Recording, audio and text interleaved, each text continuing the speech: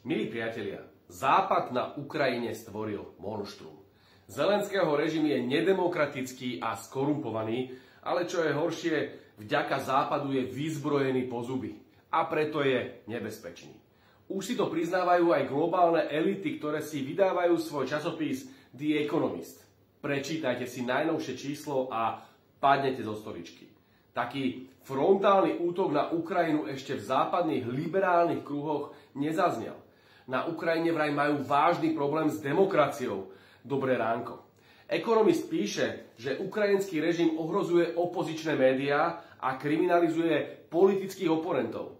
Najčastejšia zámienka sú údajné prepojenia na Rusko. Takto vydierajú aj podnikateľov na Ukrajine, ktorí potom musia platiť miliónové úplatky, aby im dali bezpečnostné zložky pokoj. Ešte raz, toto píše The Economist. Píše o protestoch ľudí, ktorí Zelenskému odkazujú, že nie je cár. Čiže ľudia na Ukrajine ho vnímajú ako diktátora, sladkého Volodymyra, ktorého Čaputová objímala ako svojho plišového macíka.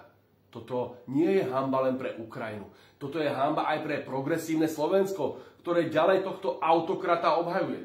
Economist ďalej potvrdzuje, že ekonomicky je Ukrajina totálne na dne. Je kompletne závislá na pomoci z Európy a Európa na to nemá, aby ju zachránila.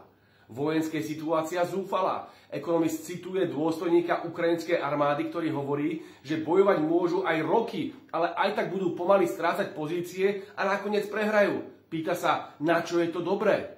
Ukrajina už nemá bojovú silu. Ľudia utekajú pred odvodovými čatami a ak si nechcú Ukrajinci rozvrátiť výrobu, tak už nemajú odkiaľ brať vojakov. Šach mat. Už to vidia aj na západe. A čerešnička na torte. Economist cituje Henryho Kissingera, ktorý vyhlásil, že Západ tak dlho vyzbrojoval Ukrajinu, že dnes je z nej najlepšie vyzbrojená armáda v Európe. Keď prehrajú vojnu, v krajine bude obrovský hnev voči Západu. Čo keď sa obratia proti nám? Centrálna vláda je slabá. Demokracia tam nemá tradíciu. Krajina sa rozpadne na bojové jednotky a tie sú po zuby ozbrojené. Vznikne chaos a hrozba pre Západ. O tomto hovorí Economist. A tvrdo kritizuje Zelenského.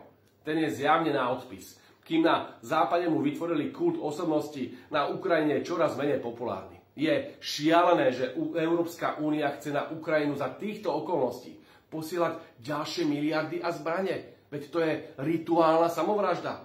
A to, že chce na toto šialenstvo používať ukradnuté ruské peniaze, to je len dôkaz, že západní lídri už nemajú úctu ani pred medzinárodným právom a správajú sa ako lúpežníci. Vraj Rusi budú musieť aj tak platiť za škody, ktoré spôsobili, a to povedal kto? Zmrazujeme izraelské majetky v Európe? Zmrazili sme americké pre vojnu v Iraku? Kto kedy má právo povedať, že môžeme kradnúť peniaze cudzieho štátu len preto, lebo sa nám to páči? Však z Európy utečú všetky firmy sveta, ak to tí blázni spravia. Preto sa v Kodani nevedeli dohodnúť. Oni sa už nevedia dohodnúť na absolútne ničom. Ukrajina je zlyhaný projekt. A už si aj v západných médiách začínajú uvedomovať, že najväčšou hrozbou pre budúcnosť Európy nie je Putinov režim, ale Zelenského režim. Stvorili Frankensteina a teraz sú vyplašení ako malé deti. Zastavme to pre Boha. Rokujme s Ruskom. Prestaňme s nenávisťou a zbrojením. Mier už nie je len morálna požiadavka. Mier je pre nás jediná záchrana.